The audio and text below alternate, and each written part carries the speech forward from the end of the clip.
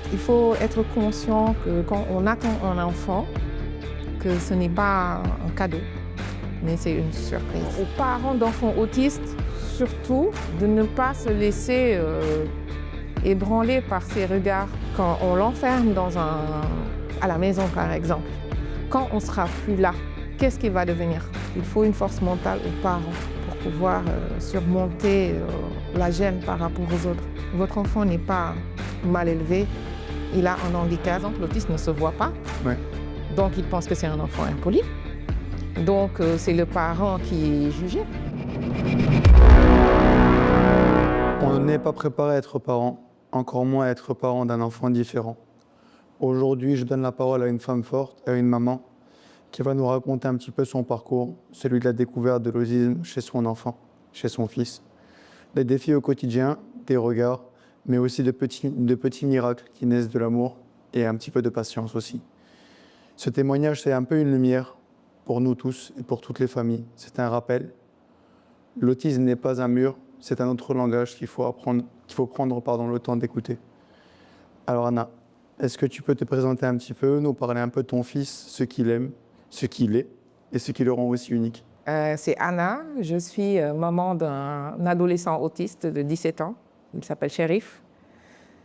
Ce qui le rend unique, c'est mon enfant unique. Voilà, et c'est un garçon très gentil et très attaché à sa maman. Et qu'est-ce que tu as senti Est-ce que tu as senti que quelque chose n'allait pas? À partir de quand tu l'as ressenti? Vers l'âge de 2 ans, un peu après ces 2 ans, il ne disait pas, il ne disait rien en fait, il ne parlait pas. Le langage n'évoluait pas. C'était toujours le charabia, des choses qu'on ne comprenait pas. Jusqu'à 2 ans et demi, presque 3 ans. Et aussi, il utilisait de façon inadaptée ses jouets. C'est-à-dire les roues, on les faisait tourner. Est-ce comme ça. que tu as senti aussi un isolement, une hypersensibilité ou des rituels aussi qu'il faisait souvent? Bon, comme on était très souvent seuls, il était très, très, très collé à moi, très attaché à moi. Je ne pouvais pas disparaître de son champ de vision. Il fallait qu'il sente ma présence. Mais à l'époque, ça ne m'avait pas tellement choquée. Ça ne m'avait pas alarmée. C'était plutôt le langage et les jeux utilisés de façon inadaptée. D'accord. À quel moment tu t'es dit OK, il va falloir que je fasse un diagnostic pour voir exactement ce qu'il en est? Un peu avant ces 3 ans, le langage n'était toujours pas là. Et là, je me suis dit, il y a un problème. Voilà. Après, il était quand même très, très... il était hyper actif. Et bon, j'étais la seule à m'alarmer parce que mon entourage me disait c'était juste un enfant terrible. Mais moi, le langage qui ne venait pas me posait un problème. L'hyperactivité, et puisque c'était mon premier enfant, je n'avais pas d'éléments de comparaison aussi. Donc c'était plutôt le langage qui était le gros problème pour moi. En fait, c'était le comportement, on va dire, qui t'a alarmé. Et comment s'est passé le diagnostic en soi? Est-ce que ça a été facile de trouver aussi de l'aide?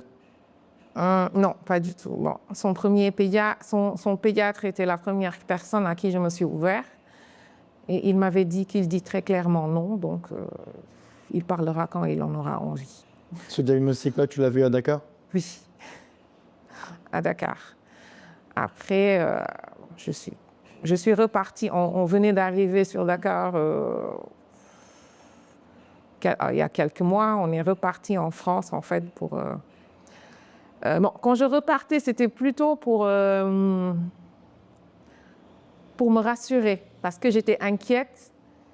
Et on me disait juste qu'il n'y avait rien, ça va venir. Mais moi, je m'inquiétais. Donc, j'étais plutôt partie pour m'assurer qu'il n'y avait rien. D'accord. Et c'est là que le diagnostic est tombé, en fait. D'accord.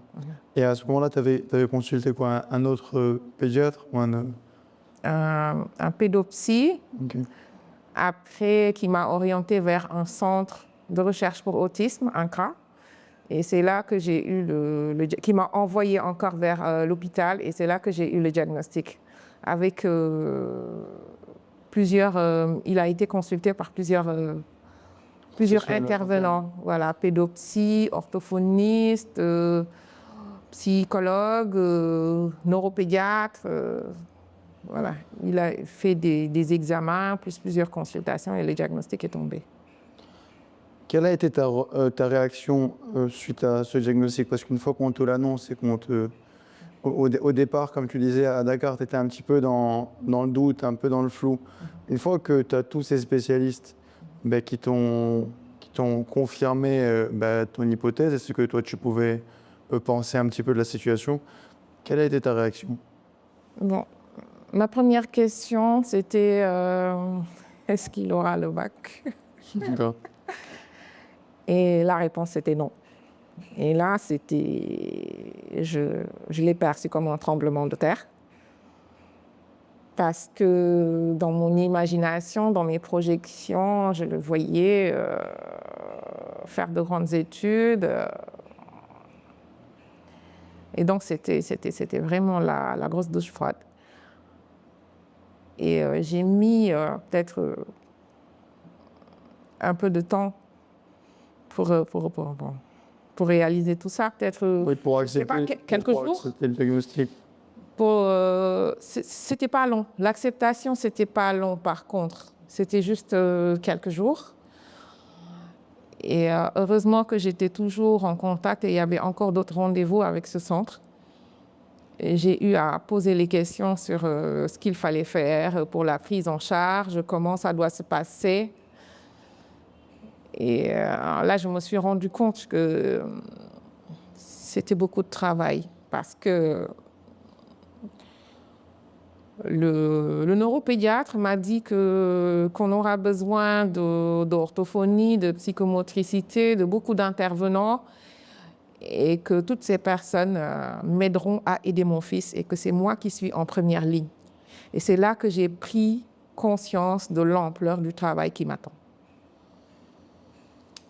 L'autisme, il se détecte en règle générale parfois très tôt. Plus on agit vite et plus on a des chances à ce que l'enfant puisse progresser relativement vite aussi. Et il y a plusieurs signes qui vont être des signes d'alerte. Bon, par exemple, comme tu disais, dans ton cas, le retard du langage ou alors l'absence de réaction face au prénom. L'isolement social aussi parfois, des gestes aussi très répétitifs. Le repli sur soi, parce qu'à un moment, on a eu à faire aussi le test de surdité, parce qu'il ne répond pas forcément à son prénom, il ne réagit pas quand on l'appelle. Donc le repli sur soi aussi. Et il y en a aussi certains qui ont des hypersensibilités aussi au son, au toucher ou ce genre de choses.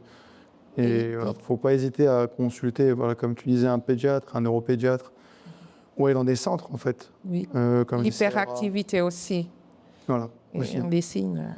Et qu'est-ce qui a été le plus difficile dans ton quotidien avec ton fils? C'était le plus difficile, c'était déjà de se projeter. Et au quotidien aussi, c'était difficile physiquement et psychologiquement parce qu'il était hyperactif. Bon, trouver les règles à mettre en place. J'étais aidée quand même par les spécialistes, l'orthophoniste surtout. Mais c'était pas facile. L'hyperactivité, c'était très difficilement gérable au quotidien, physiquement. Le fait de mettre en place aussi les routines, de trouver les bonnes routines à mettre en place à la maison, la structuration. Et s'y tenir aussi. Bon, par exemple, le confronter surtout à la société. Parce que pour pouvoir corriger certains défauts ou certaines habitudes, il faut pouvoir le confronter à la société. Par exemple, on sortait ensemble. Chérif aime bien sortir. Pour aller au supermarché, on y allait ensemble, on sortait tout le temps ensemble. Par exemple, il pouvait piquer sa crise au supermarché parce qu'il voulait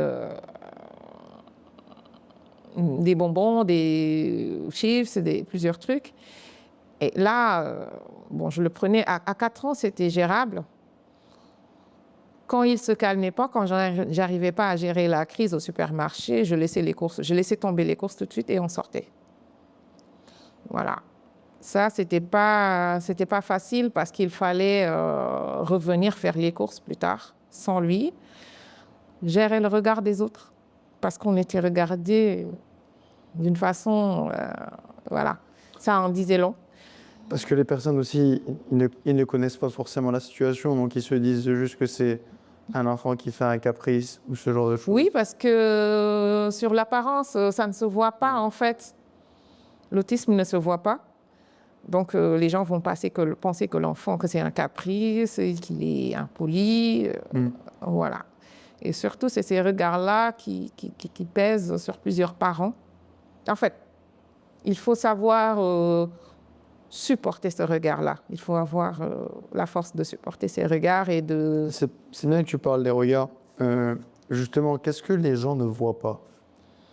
Qu'est-ce que les gens ne voient pas? Je parle par rapport à Chef, mais aussi par rapport à toi, à ce que toi tu peux supporter ou le travail que ça te demande, l'implication que ça te demande. Bon, les gens ne voient pas le handicap, par exemple, l'autisme ne se voit pas. Ouais. Donc, ils pensent que c'est un enfant impoli. Donc, c'est le parent qui est jugé parce qu'on n'a pas éduqué son enfant. Les parents ne voient pas ce qui se passe à la maison entre quatre murs. Cet enfant qui n'est pas du tout autonome et qu'il faut être toujours derrière, lui apprendre juste à être propre. C'est beaucoup plus difficile par rapport à un enfant normal. Lui apprendre à mettre juste les chaussettes, ça prend beaucoup plus de temps, c'est beaucoup plus difficile.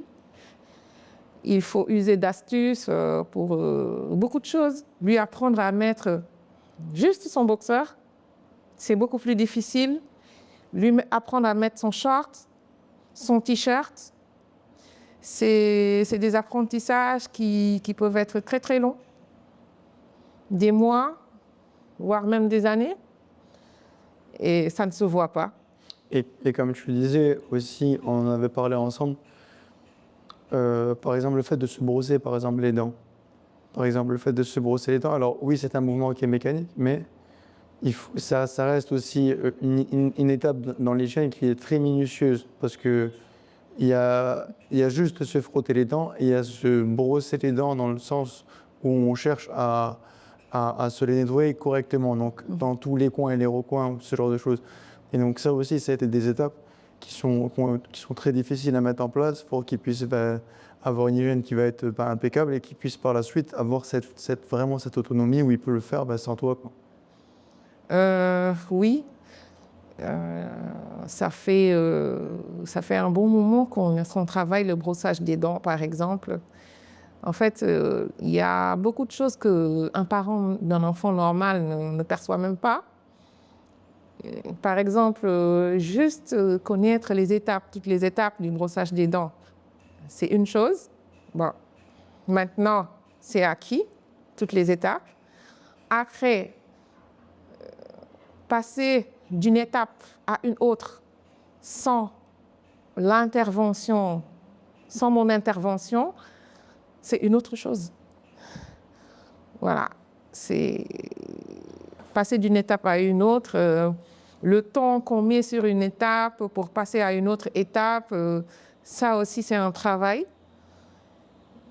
Et ce n'est pas du tout simple, c'est un travail de fourmi. Toutes ces étapes pour atteindre l'autonomie, en fait. Bon, moi, personnellement, je lui consacre 1 heure par jour sur le travail de l'autonomie. Tous les matins, en fait, je lui consacre 1 heure par jour depuis le diagnostic, depuis l'âge de 3 ans et demi. Et on n'a toujours pas atteint l'autonomie sur le brossage des dents, sur sur le bas. Par contre, pour l'habillement, c'est acquis. Ah, c'est acquis. C'est acquis. Je peux lui dire maintenant, va t'habiller. Il est capable de choisir lui-même ses habits et de s'habiller tout seul. Par contre, ça a demandé des années de travail sur 1 heure par jour. Il faut savoir s'armer vraiment de patience. Il faut s'armer de patience, de beaucoup, beaucoup de patience. Savoir passer de la vitesse. Bon, parce qu'on a des choses à faire en dehors de cet enfant. La vitesse normale. Sur son travail, sur ce qu'on fait tout seul, à la vitesse de cet enfant-là, la patience que ça demande, le ralenti que ça demande, et ne pas se fixer des objectifs, bien sûr des petits objectifs, mais ne pas se fixer de temps sur ces objectifs-là, parce que sinon on risque de se lasser. Ouais, et d'être déçu aussi. D'être déçu, de laisser tomber. Et tu parles justement des patiences. Déjà, un enfant qui n'a aucun diagnostic particulier ou qui n'a pas eu de handicap en particulier, l'éducation, c'est quelque chose qui prend beaucoup de temps quand on veut avoir un enfant qui va être bien éduqué. On sait que c'est quelque chose qui va être indispensable pour lui, pour la famille, mais aussi pour la société. Mais dans un cas comme le tien, par exemple, tu sais que ça te prendra beaucoup plus de temps. Le premier thérapeute, en fait, aujourd'hui, c'est toi. Oui. Tous les autres thérapeutes qui sont là, que ce soit le psychomotricien ou la psychomotricienne, l'orthophoniste ou ce genre de choses, tous ces thérapeutes-là, ils sont là pour donner un coup de pouce et des outils. Oui. Mais comme tu dis, par exemple, aujourd'hui, ça te prend beaucoup de temps, beaucoup d'énergie. Tu te lèves très très tôt le matin. 5 heures du matin. Voilà, 5 heures du matin, parce qu'il faut que tu te prépares toi. Et après aussi, il faut que tu prennes le temps. 1 heure le matin. Parce que tu ne veux pas uniquement le préparer. Tu veux aussi lui apprendre aussi à se préparer pour qu'il puisse être autonome. C'est exactement ça. C'est exactement ça. Et... Mais voilà, ça demande une très grosse patience, une grosse application. Oui. On en avait aussi parlé. Parfois des situations aussi qui peuvent être embarrassantes, comme tu nous en parleras certainement, de votre sortie par exemple au Baobab quand il était plus jeune, oui. La confrontation que vous pouvez avoir au regard des autres. Du coup, je te laisse en parler. Bon, on a eu aussi à partir plusieurs fois en week-end au Baobab. Et je rentrais le dimanche plus fatiguée que quand on partait le vendredi, en fait. Parce que là, il était confronté à la société, aux autres. Et c'est là qu'on se rend compte qu'il y a beaucoup de manquements, en fait, à travailler. Par exemple, il partait au bar, il pouvait sortir de la piscine, courir au bar et juste prendre le verre qui était posé là et boire tout de suite. Voilà, donc il fallait être tout le temps derrière lui, et surtout être assez réactif. Sortir de la piscine dès qu'il sort, rentrer quand il rentre. Et c'était très fatigant physiquement. Il est déjà, une fois sorti de la piscine, se mettre sur le bord et faire pipi dans la piscine. Tout le monde criait, le temps de sortir, il avait déjà fini, lui. Et une autre fois, comme les enfants sautent dans la piscine, font des pirouettes et tout, il est déjà sorti une fois, il a crié « Maman ». Moi, j'étais dans la piscine, je comprenais bien qu'il voulait que je le regarde. Il a sauté et les surveillants de piscine ont sauté parce que la façon dont il a crié, c'était comme s'il appelait au secours, en fait. Et une autre dame qui était sur le bord a jeté son livre et a sauté pour le sortir de la piscine. Et voilà, ils ont pensé qu'il appelait au secours, alors que lui, il voulait juste me montrer ce qu'il savait faire. Oui. Bon, c'est des choses comme ça qu'on a rencontrées là-bas, et surtout pour manger aussi au restaurant. Il ne pouvait pas attendre. Il fallait qu'on le serve tout de suite. Et quand il a fini de manger aussi, il fallait partir tout de suite. Il n'attendait pas. Donc, c'était pas facile à gérer. Et il fallait lui apprendre à patienter, tout simplement, à attendre. Ça a pris des années aussi. Et maintenant, il est capable d'aller au restaurant, de bien se comporter, d'attendre les autres. Mais ça a pris beaucoup de temps et beaucoup d'énergie.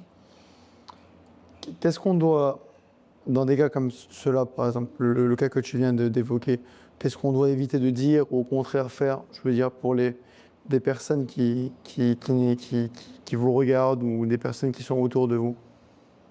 Bon, le regard en dit long. Après, je ne peux pas surtout blâmer les gens parce qu'ils ne comprennent pas. Ils ne voient pas le handicap sur le visage de l'enfant. Personnellement, c'est des ignorants, en fait. Ils ne connaissent pas. Je ne peux pas les blâmer, mais bon. Moi, personnellement, je prends le temps de dire qu'il est autiste. Après, je suis plutôt concentrée sur Chérif. Sur Chérif. Et bon, au fil du temps, tu as une carapace, hein, le regard des gens, le regard insistant, le regard qui en dit long, ne m'atteint pas. Ne m'atteint. Tu t'attardes plus dessus. Je ne m'attarde plus dessus.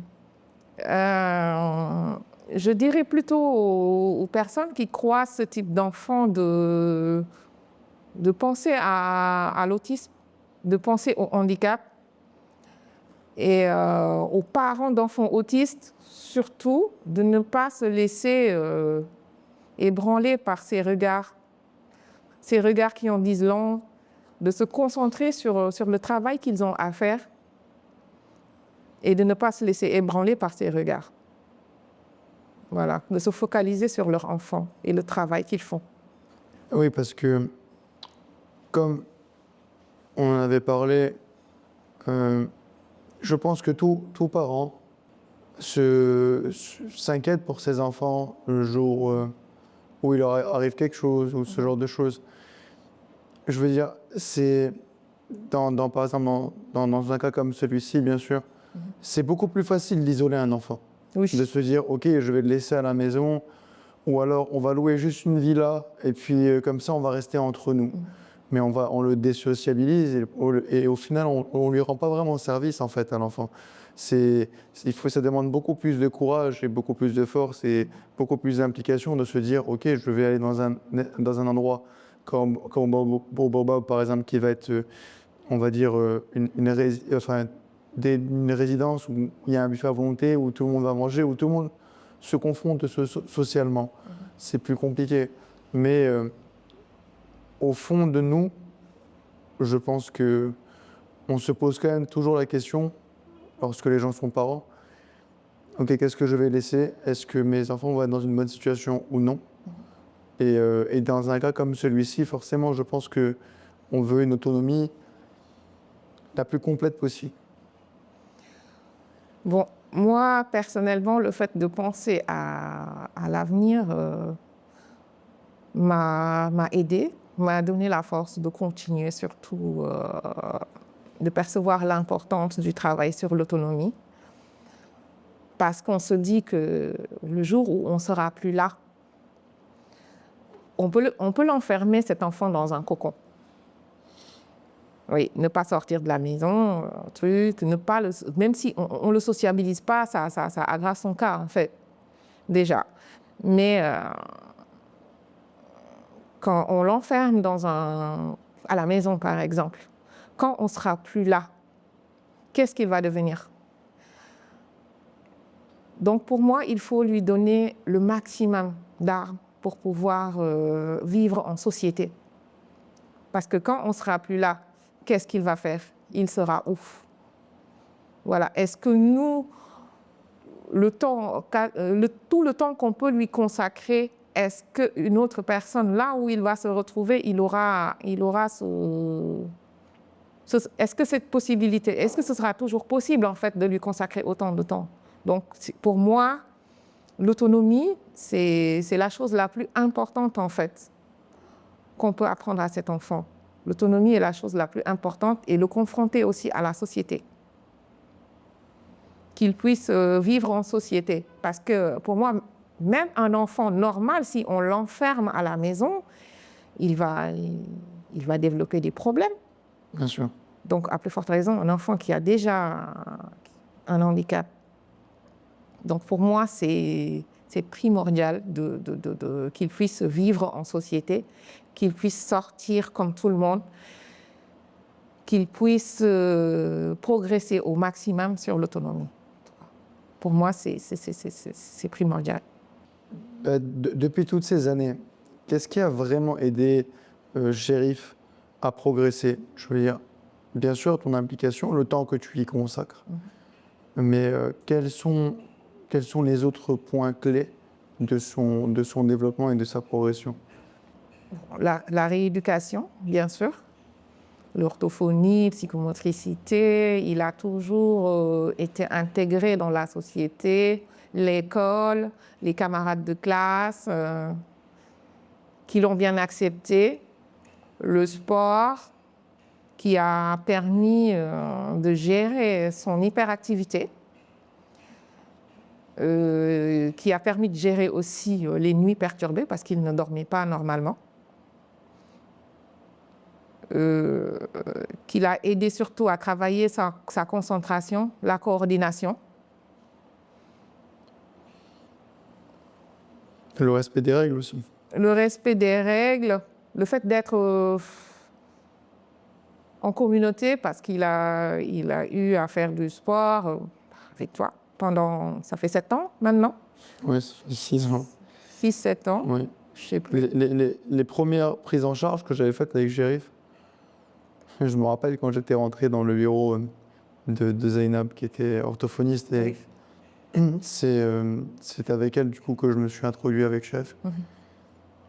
Il m'avait regardé avec des gros yeux, il fronçait les sourcils, il se questionnait de qui tu es toi et qu'est-ce que tu fais là. Oui, parce que c'était sa salle avec Zainab. Exactement. C'était son moment pour lui, donc ça cassait sa routine. Mais voilà. Et donc, bon, on a introduit, bien sûr, Zainab a introduit mon travail et Chérif était partant. Mais les premières séances, il était très sur la défensive, très réticent au départ. On était seuls. Et puis au fur et à mesure, ça allait de mieux en mieux. Tu as compris déjà ce qu'on attendait de lui. Et puis ça allait de mieux en mieux. Et puis les prises en charge, après, elles ont évolué. Tu vois, maintenant, on le prend en charge. Bien sûr, la séance, elle est adaptée, mais il est avec tout le monde. Et puis, il est confronté aux règles comme tout le monde. Et puis ça se passe très bien.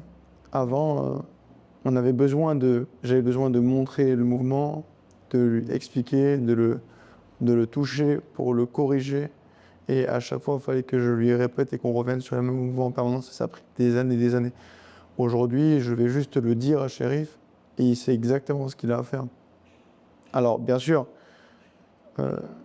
l'hyperactivité, des fois, fait qu'il peut en faire plus que ce qu'il en faut, mais ça se passe très bien.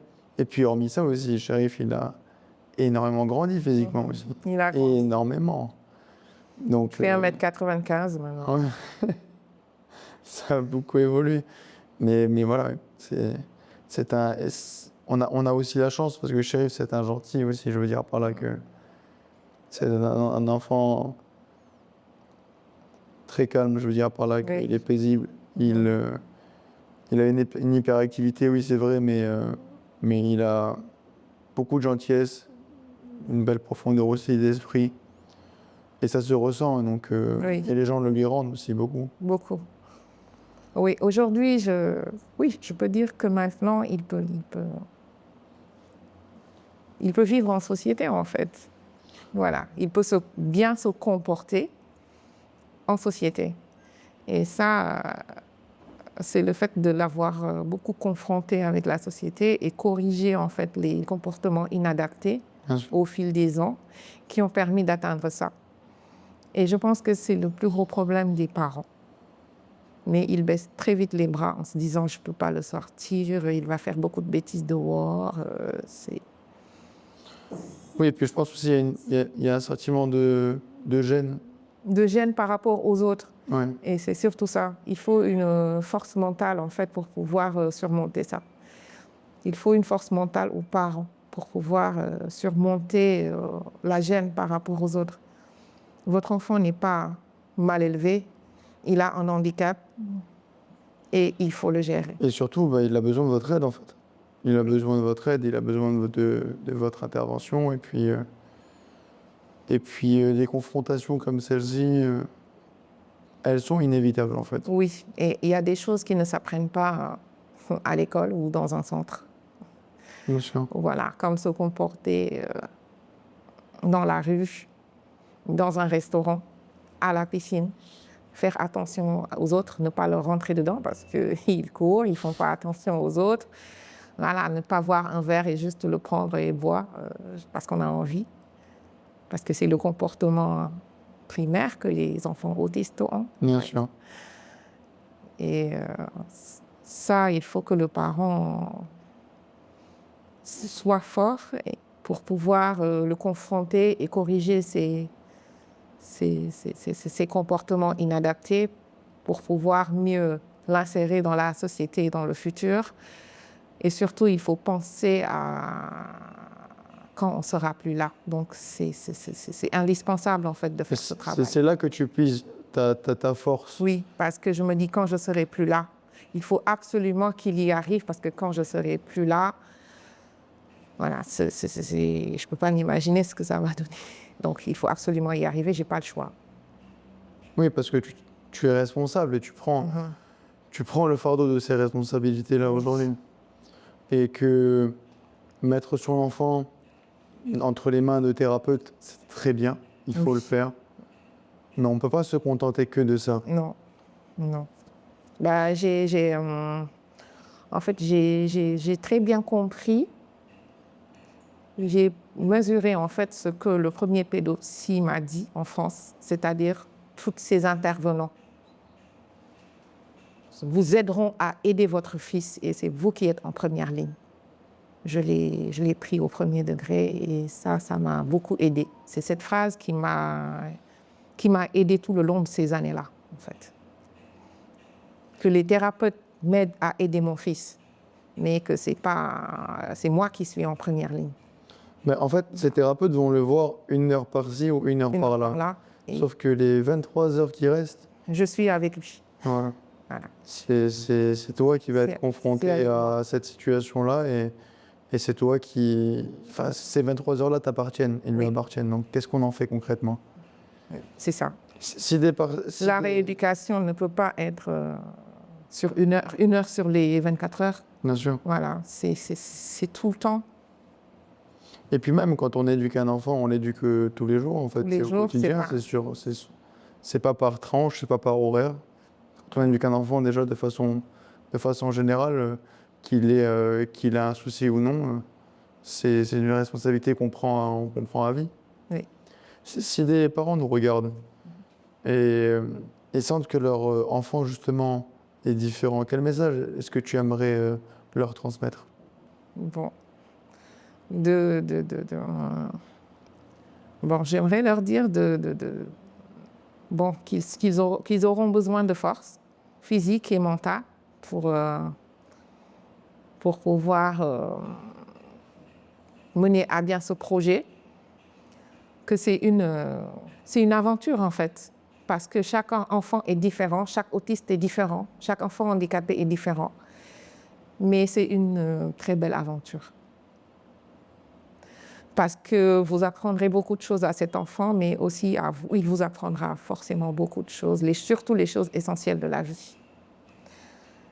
Et savoir faire, il vous apprendra surtout à savoir faire la différence entre les choses essentielles de la vie et les choses accessoires, en fait. Voilà. Et puis, c'est pas une honte, en fait. Non. C'est un chemin, c'est un parcours, et c'est pas une honte. Et que et qu'il faut faire de son mieux pour accompagner l'enfant en question le mieux possible, le plus longtemps possible, pour qu'il ait son autonomie, qu'il soit heureux et qu'on lui apporte aussi tout l'amour qu'il mérite.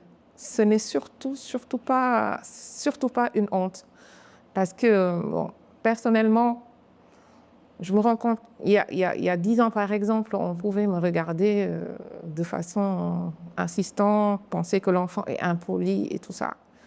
Mais aujourd'hui, avec cet enfant qui se comporte bien, je suis arrivée à faire un travail assez conséquent et je vois bien le résultat. Aujourd'hui, par exemple, quand on sort, il va faire son sport, il va aller à un concert. Bon, on détecte quand même sur certains comportements qu'il y a quelque chose qui cloche.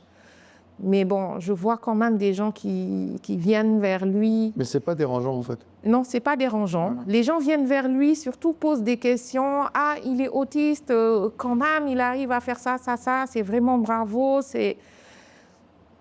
Donc, je ressens juste une fierté sur le travail que j'ai accompli et que la société reconnaît aujourd'hui.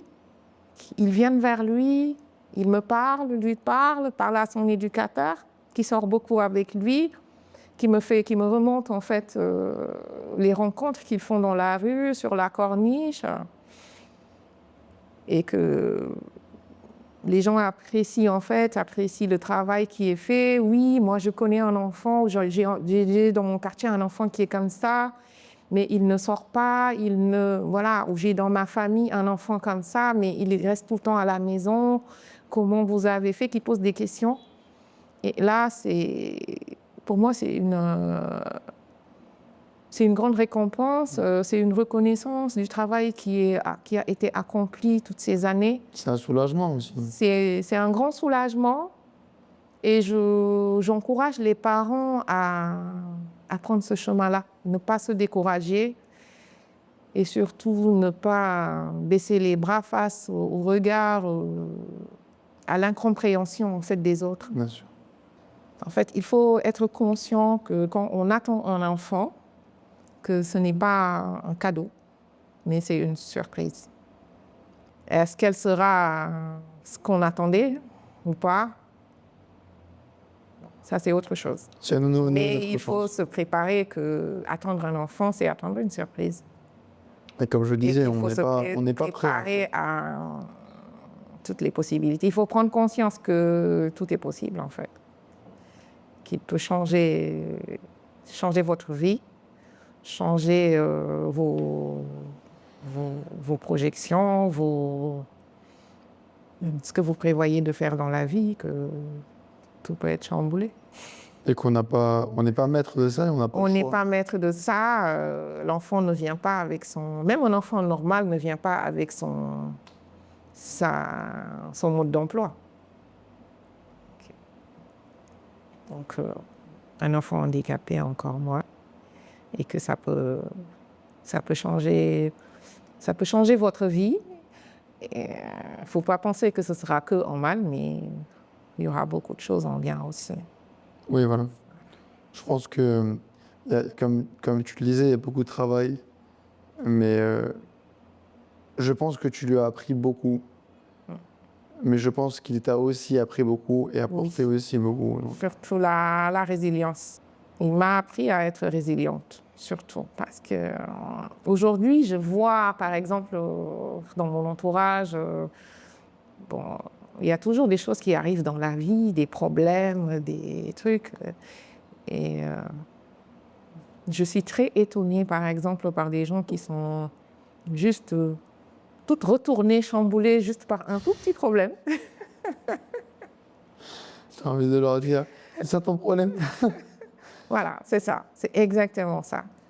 Il t'apprend à savoir faire face à tous les problèmes de la vie qui peuvent apparaître, franchement.